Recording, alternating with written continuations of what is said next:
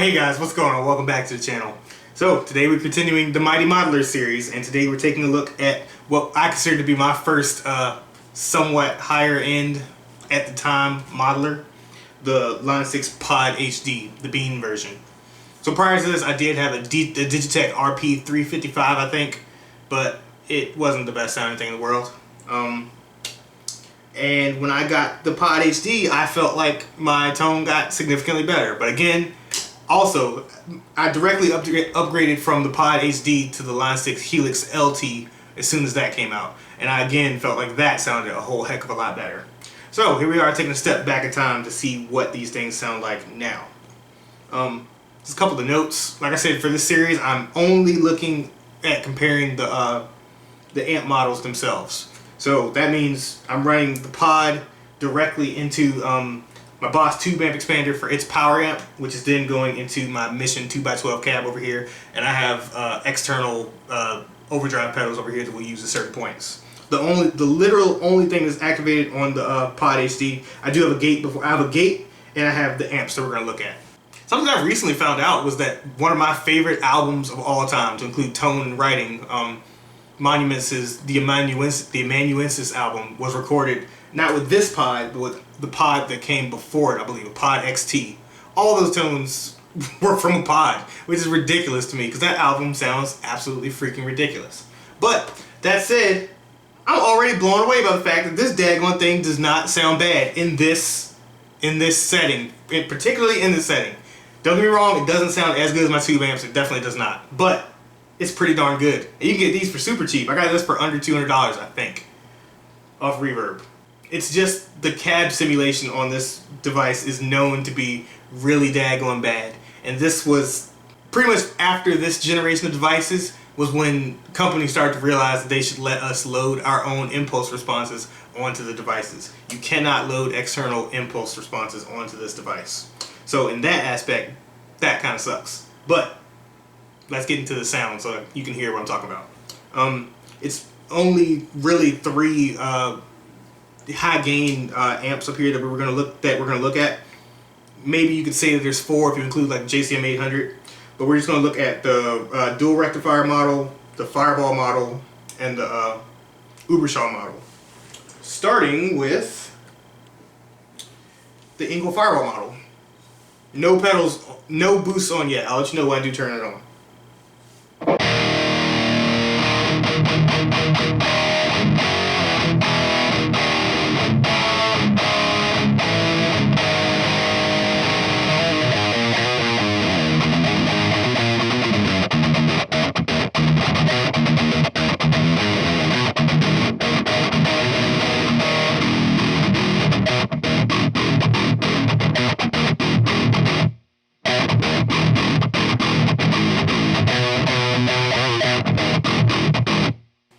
That's really quite good to my ears. It has something of a bit more of a sterile quality, which might lend itself to people that do just want to do the gent thing. But yeah.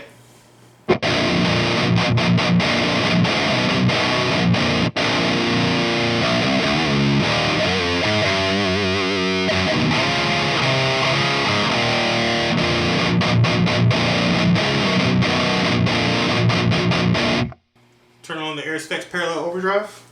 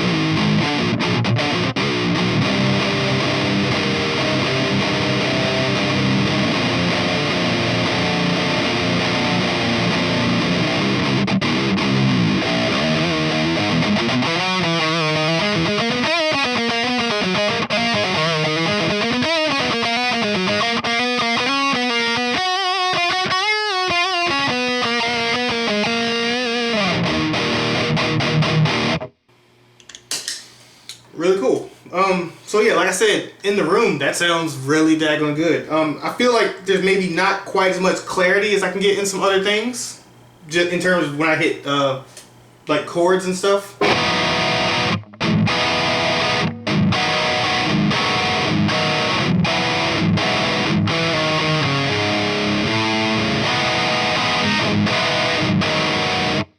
But still pretty good, actually. Anyway, moving over to the next preset, which is a dual rectifier.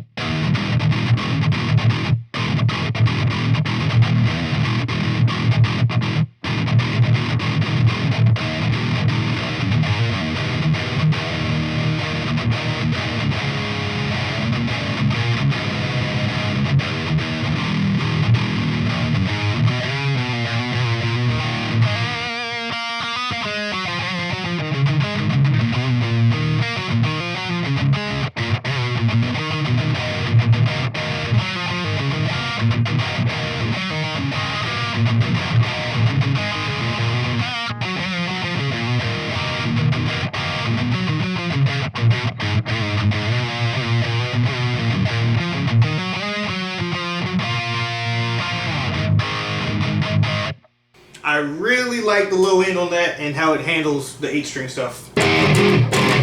Let's turn on the parallel overdrive.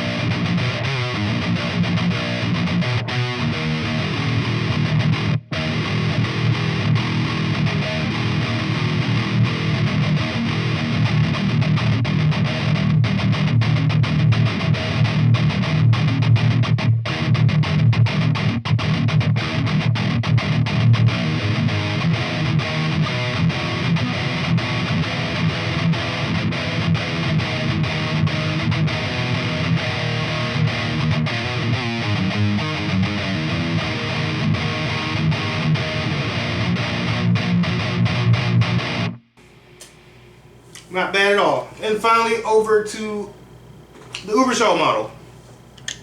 Pedals off.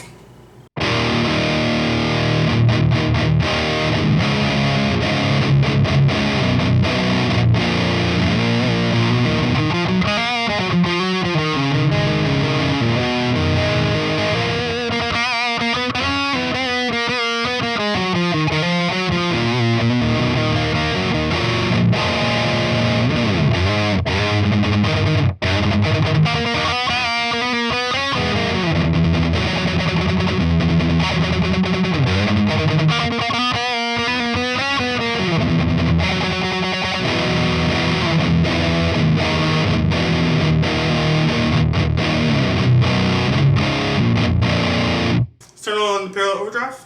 Alright, now let's turn on the parallel overdrive for the Ubershow.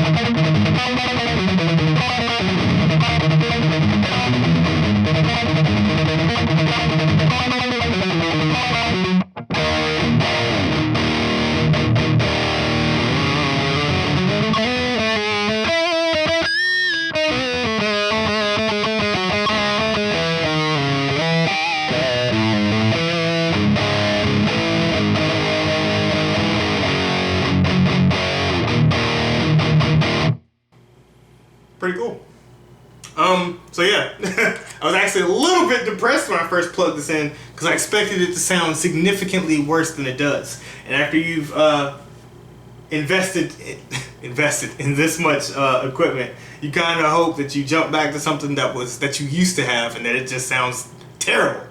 And I can't say that this sounds absolutely terrible. 100%. If you're trying to get a kid into guitar or something, this can be an option that you could go down. Yeah, honestly, for me, it just brings back a whole bunch of nostalgia because this was my interface. I did everything through a pod just like this. Like I learned how to record myself and all that, and got into writing and really practicing and all that kind of stuff. And it was a big deal for me. But yeah. If you guys enjoyed this video and are looking forward to me directly comparing this and a whole bunch of other modelers to include the Quad Cortex, the Axe FX, Helix, and a few other things. You guys recently said you want to see the Boss GT1000 in there as well, so I'm doing my best to make that happen. Yeah, subscribe to the channel, and I will see you guys in the future. Take care.